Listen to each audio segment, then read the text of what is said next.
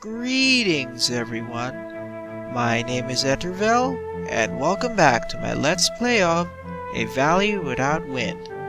In the last part, I defeated an evil overlord's lieutenant, but that time it was under a windstorm. Now in this episode, I'll be doing some more exploration, building up our resources, so I can take on the last two lieutenants, and of course the overlord.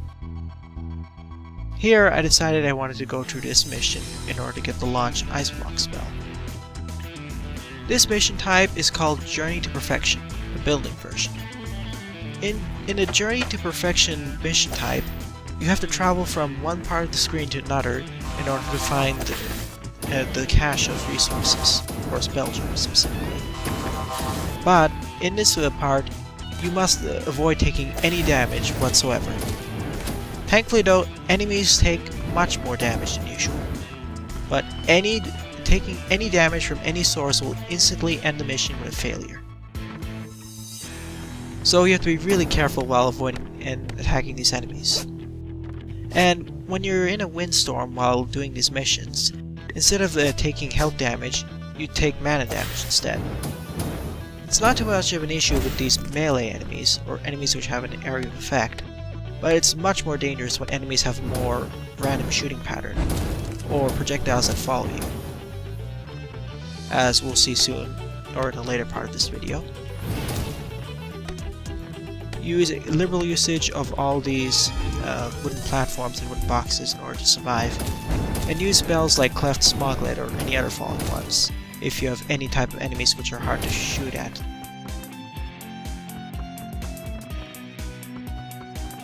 And spells like the Transmogrify into Bat or the Storm Dash don't work here. The Storm Dash because, well, why would you use it here? It's so risky. And Transmogrify into Bat as it would trivialize a lot of parts of this mission.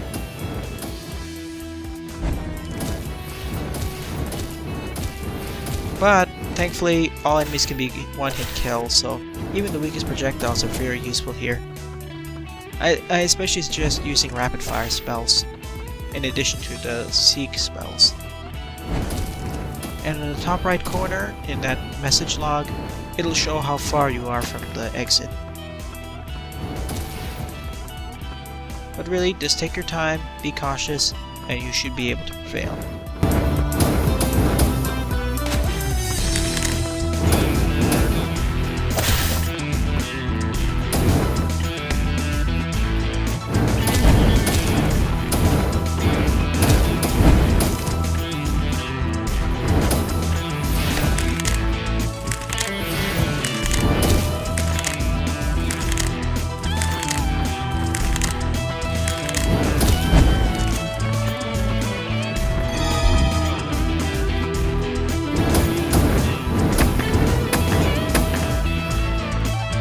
And with that, we have reached the end of this mission. Always pre-fire when necessary due to all the darkness obscuring the enemies. Use spells like Fireball to light the way. Anyways, like I was saying in the last episode, here I'll be showing off the Rising Bubble spell, as well as the Launch Ice Block spell. Rising Bubbles releases a water trap that fires upwards. It can damage enemies and it's relatively long range.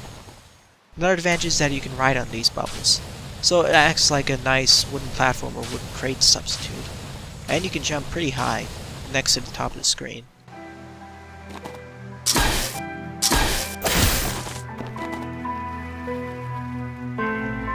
The Launch Ice Block spell is also a water type spell.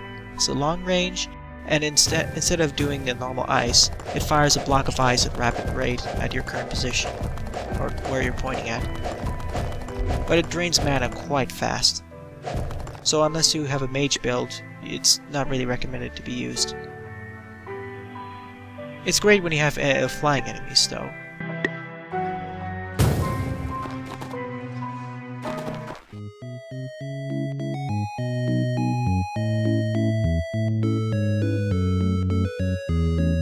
And here I decided to do this destroy gang boss mission, mainly because I wanted the cling factor spell. Oh, when I said Cleft Smoglet earlier, what I actually meant to say was the clinging factor, Sorry, I got those mixed up. Clef's Smoglet only fires entropy beams left and right of your character, whereas Clinging Factor homes in an entropy beam at the enemies. Nothing much to say here about this boss delve, other than the fact that these bats have gotten much more dangerous. Instead of the tiny bats, now we have these large bats. Skipping out.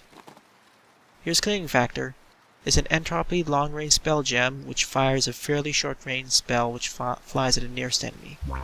It's great in dark locations where you can't see where your opponents are, and for hard-to-hit enemies.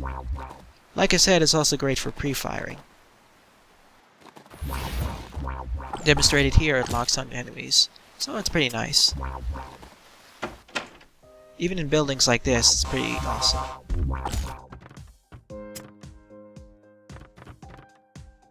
But I won't be using it that much unless it's really necessary.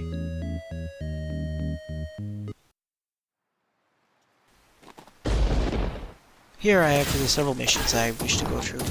In this case, I'm aiming to get the campfire spell. But of course, as I just did a boss mission, I'll be kind of speeding this up.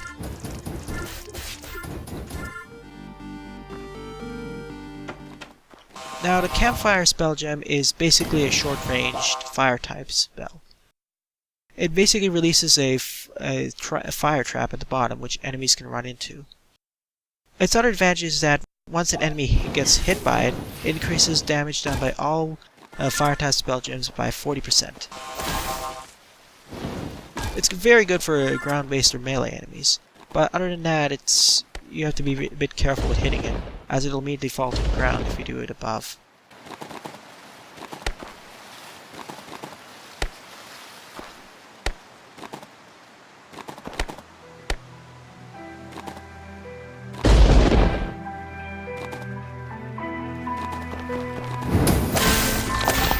Another defend the supply depot from the Meteor Storm mission as usual.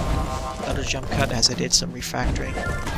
Unlike the previous mission, defend the supply depot mission. In this one it's much easier as the ground is mostly plain.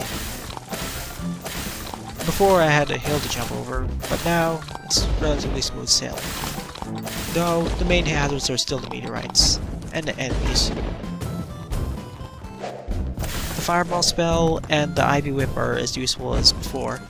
The Launch Ice Block isn't really as useful, as shown here, as it doesn't really have a high enough knockback.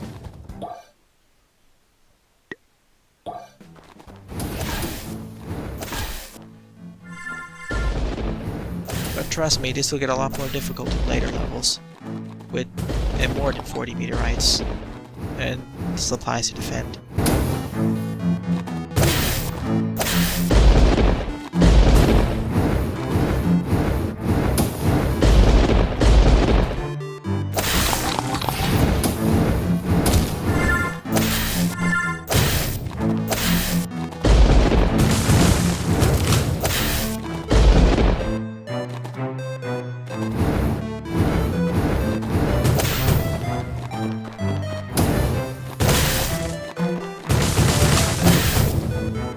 Though, as a slight comment here, avoid trying to ram into these meteorites like I'm doing here. They do a ton of damage and can easily kill off your character if you're not careful. Especially in higher difficulty settings, enemies specifically.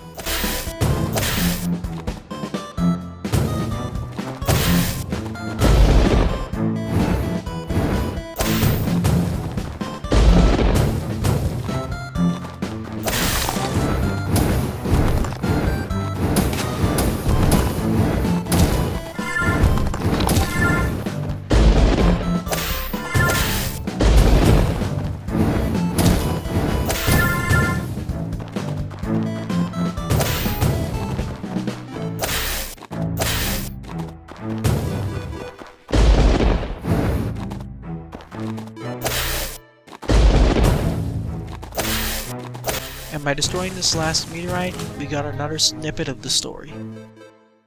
In this case, taken from Celis Luidsford, he's talking of the nature of the windstorms and how they tear into the very soul of the glyph bearers and the survivors. There's a lot of interesting lore behind this game, as told in these mini tidbits here and there, and put together provides a semi-coherent story of what's happening and how it's kind of a struggle for survival all over. Now over here, I'm destroying my enchants, as I don't really have any use for them, and for each one I destroy or recycle, it increases the enchant charge by 10% for my next enchant. So by doing so, by recycling these, you can get enchants that you're really looking for. Several of these will be useful for other parts of the game, but here, not too much. Over here, I'm in front of the incinerator. Here, I can incinerate spellgems and convert them into consciousness shards. You can do it for all types of spellgems, uncommon, common, rare, and epic level. But for the higher quality ones, the amount of extra spellgems you get for destroying them, even for the high rarity, is only notable. It's very little and not really worth it. But when you have a lot of spare spellgems, it's always pretty nice to recycle them, especially older ones. Over here we have some extra guardian powers you can use. What the Shape Matter Guardian Power Scrolls do is they increase some power, HP, deflection, rating, and other things for the entire continent. Each of these shape matters will be represented in the settlement. These are unique and can be really helpful for a pinch, as well as help for dispatch missions. Here I'm placing all sorts of buildings as well, like the Adventurer Barracks, the Magic Forgical Arts, the A Tower, etc., etc. What these do are increase the skill ratings of the respective skill trainers in this continent. Like in the settlement, our 4 survivors, or 3 if I recall correctly, they each have their certain skill sets or focuses in magery. And this is reflected by their preferences in terms of spell gem elements. By placing these, or certain ones, you can boost their affinities as well as skills, which means that they'll have a higher chance of success and survival in the dispatch missions against the Overlord, as well as getting essences. Though, just like the farm I placed in the first or second episode, they have specific bonuses if you place them in certain regions. Like the farms are better in grasslands, the Adventurer Barracks are best at Skelebot junkyards, etc., etc. So I always try to do it in synergetic locations. They're fairly reasonable for where they should be.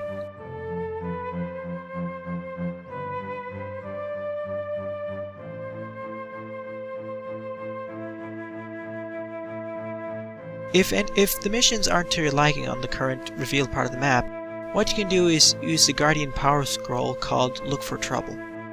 Look for Trouble will generate a series of missions next to the square you're standing on.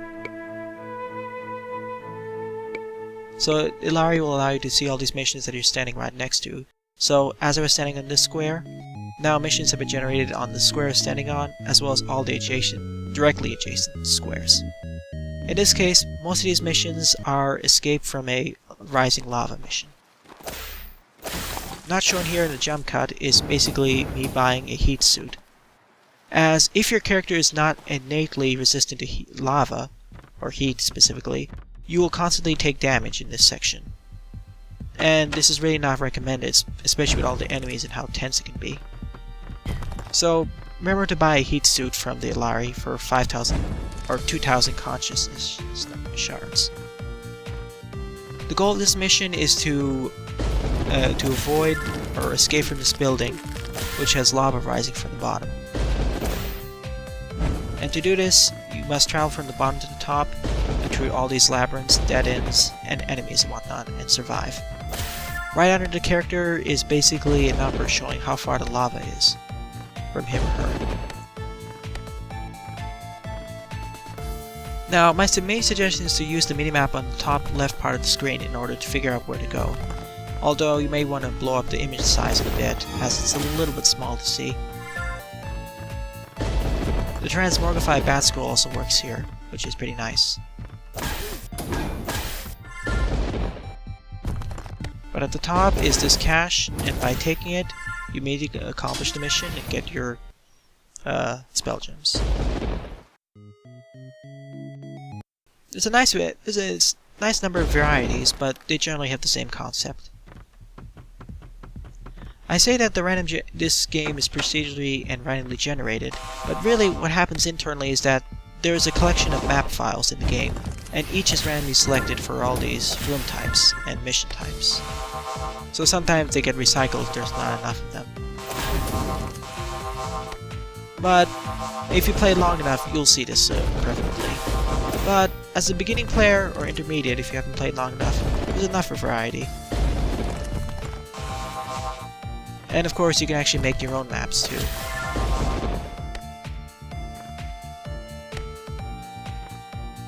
Also, as a side note, if you equip the heat suit, immediately take it off when you're outside the building, or put on a snowsuit.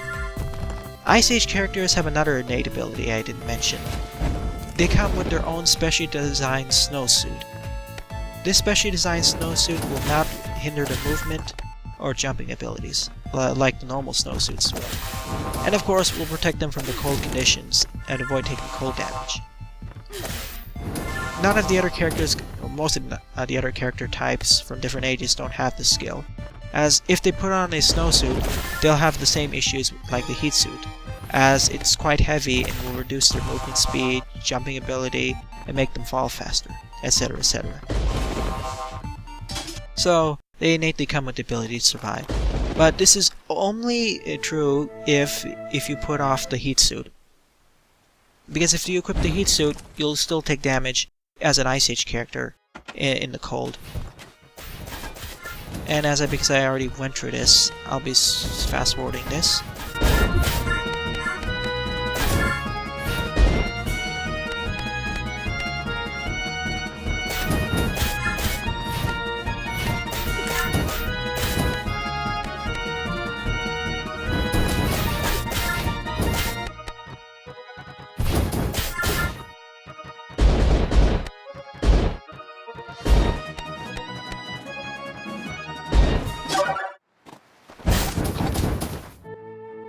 With that out of the way, time to place some more things, as well as Guardian Power Scrolls, and generally power up our survivors on this continent. Time to take on that secret mission which I skipped earlier.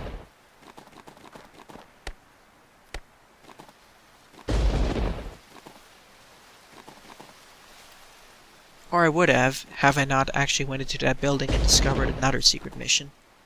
As I said earlier, secret missions can be found underground, overground, and in buildings.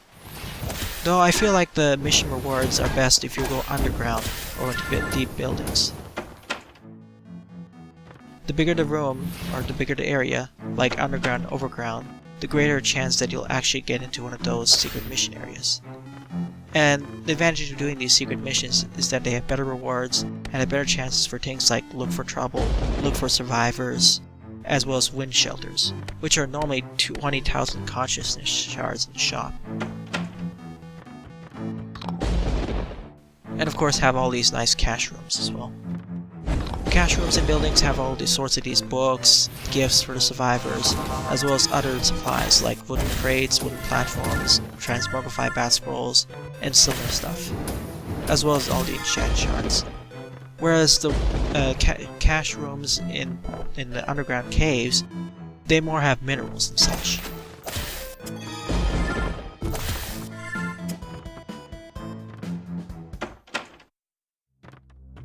If I haven't gone into this room up this far, I would have not seen that secret mission area. So, yeah.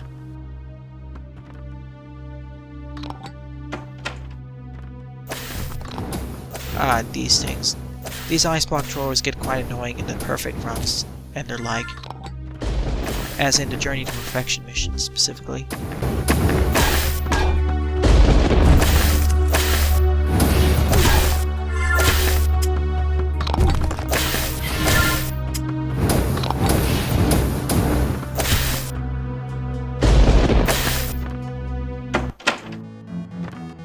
And in this one, our next secret mission is a freefall, this time in a building.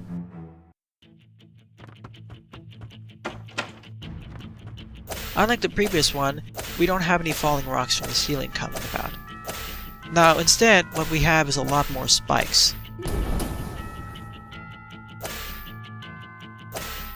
So in some regards, I would say it's harder, as it's easy to maneuver from all those falling rocks, but it's much harder to get past all these spikes and whatnot, especially when speedrunning down using the Ivy Whip, or the Fireball spell. And my suggestion still holds from before, get a lot of health and enchants specifically.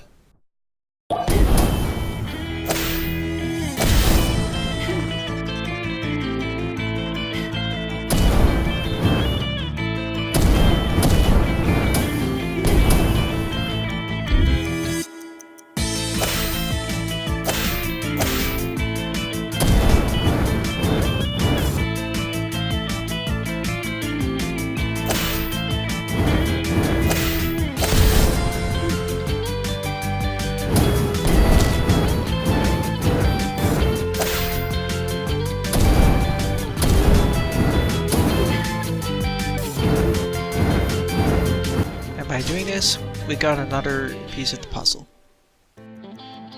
This one is talking about the Lowry Stone's protection, and how they first discovered it and whatnot, from Wendy Flighter, 7 to Glyph Bear. I wonder which Glyph Bear we are specifically, considering how many of them have short lives and whatnot.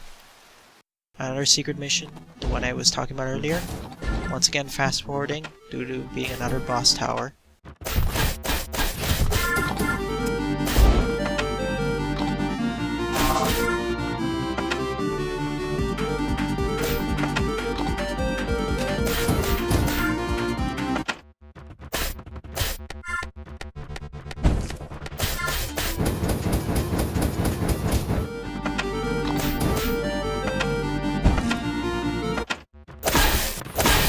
And another piece of the puzzle. This time I'm talking about the Lowry Stones, as well as basically how dangerous the wind is, how it's tearing into everyone. More information about this will reveal as we go along. I placed an Aquarius well on the left side, which will boost all water damage on this continent. Once again, another Journey to Perfection mission. This one is kind of more of an illustration of how easy it is to fail this mission through all these enemy types, as we'll be coming up to it very soon. Was doing pretty well here, and boom! Got a launch ice block right into my face, and with that the mission's over. So yeah, always be in your guard on this and take it slowly. Enemies like those surprise killers are so annoying. That's why I suggest using spells like Clinging Factor and other seeking ones, or rapid fire spells, so that just in case you miss one, you'll meet to get it. And always fire forward. Another defense supply depot mission, and skipping ahead. Here's some 3 poor survivors who died in the wind. When they left the Lowry Stone's protection, the wind consumed them all. That's why survivors don't tend to leave the settlement, and the survivors found in the buildings are basically protected due to some reason. So yeah, the fate of those found in the windstorm is always very grim. In fact, I would say that their souls also get shattered and turn into those consciousness shards we see.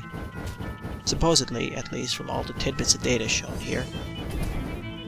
It's kind of vague what happens to all the survivors when they die, other than becoming vengeful ghosts, or shattering. And considering how shattered reality is, it's not known how much it will take to fix the world, if at all.